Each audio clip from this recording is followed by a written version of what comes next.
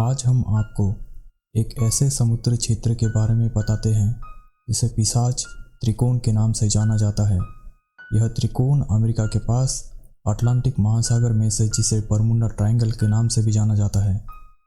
ऐसा माना जाता है कि जो भी कुछ इस बरमुडा ट्रायंगल के ऊपर से गुजरता है वो हमेशा के लिए अदृश्य हो जाता है। कई वैज्ञानिकों ने इसका पता लगाने के लिए स्वयं इस बरमुडा ट्रायंगल पर गए, लेकिन वो भी हमेशा के लिए गायब हो गए।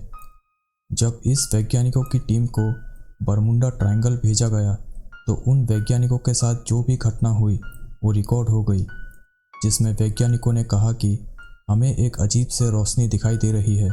कंपास की सुई अचानक गलत दिशा बताने लगी है। हमें नहीं पता कि हम किस ओर जा रहे हैं। मोमबत्ती के जैसी रोशनी ऊपर नीचे हो रही है।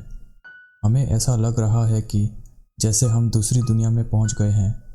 तभी वैज्ञानिकों की शोर शराबे की आवाज़ आना बंद हो गई और इसके बाद जहाज से सेंटर का कनेक्शन टूट गया। इसके बाद कई वैज्ञानिकों का दल उन लापता हुए लोगों को खोजने निकला, लेकिन उनके साथ भी वही हुआ। बरमुडा ट्रायंगल अब तक कई जहाज़ों और विमानों को अपने आगोश में ले चुका था, जिसके बारे में कुछ पता नहीं चल पाया। बरमुडा त्रिकोण के संबंध में सबसे अधिक रहस्यमय घटना को मैरी सेलेट्स नामक जहाज के साथ जोड़कर देखा जाता है। 5 नवंबर 1872 को यह जहाज न्यूयॉर्क से जिनेवा के लिए चला, लेकिन वहां कभी नहीं पहुंच पाया।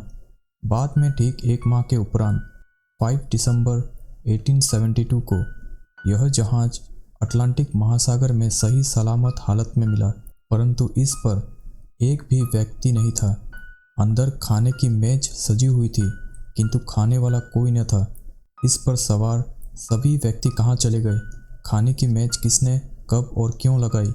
ये सभी सवाल आज तक एक अनसुलझी पहेली ही बनी हुई है।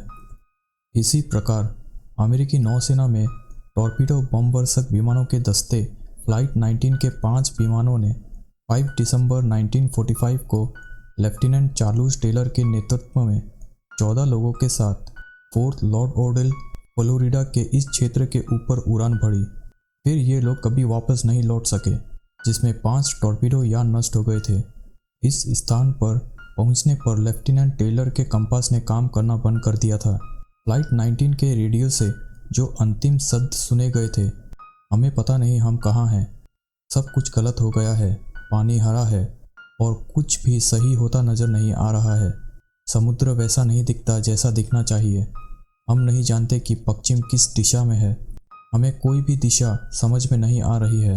हमें अपने अड्डे से 225 मील उत्तर पूर्व में होना चाहिए, लेकिन ऐसा लगता है कि और उसके बाद आवाज़ आनी बंद हो गई। इस घटना के बाद 13 सदस्यों का बचाव दल एक समुद्री यान के द्वारा फ्लाइट 19 की खोज में गया, परंतु वो भी दुर्घटना का शिकार हो गया और कभी वापस नहीं आया। इसी सिलसिले में अप्रैल 1962 में एक पत्रिका में प्रकाशित किया गया था।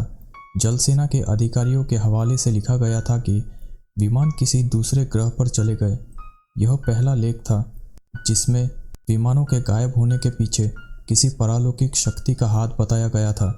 इसी बात को Vincent Goddis, John Wallace Spencer, Charles Warlich, Richard Wiener और अन्य ने अपने लेख के माध्यम से आगे बढ़ाया।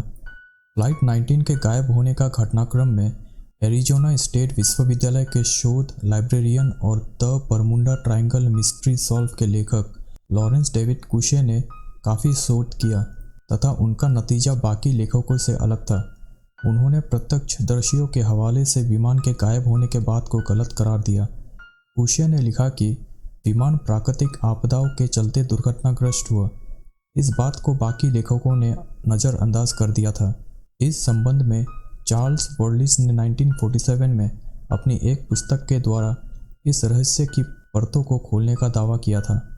उसने अपनी पुस्तक the Bermuda triangle mystery solve में लिखा था कि यह घटना जैसी बताई जाती है वैसे ही नहीं है। बॉम्बरों के पायलट अनुभवी नहीं थे। चार्ल्स के अनुसार वे सभी चालक इस क्षेत्र से पूरी तरह से अनभिज्ञ थे और संभवतः उनके दिशा सूचक यंत्र में खराबी होने के कारण खराब मौसम में एक दूसरे से टकरा कर नष्ट हो गए। 1918 में साइक्लोप्स, 1948 में DC-3, 1951 में C-124 ग्लोबमास्टर, 1963 में मरीन सल्फरिन और 1968 में परमाणु शक्ति चालित पनडुब्बी स्कॉर्पियन आदि जैसे कई जहाज तथा वायुयान इस क्षेत्र में या तो गुम हो चुके थे या फिर किसी अनजान दुर्घटना के शिकार बन गए थे। पिछली 2 शताब्दियों में 50 से ज़्यादा जहाज, 20 से ज़्यादा वायुयान और 1000 से ज़्यादा व्यक्ति बरमुडा ट्रायंगल की रहस्यमय शक्ति के जाल में फंस चुके हैं।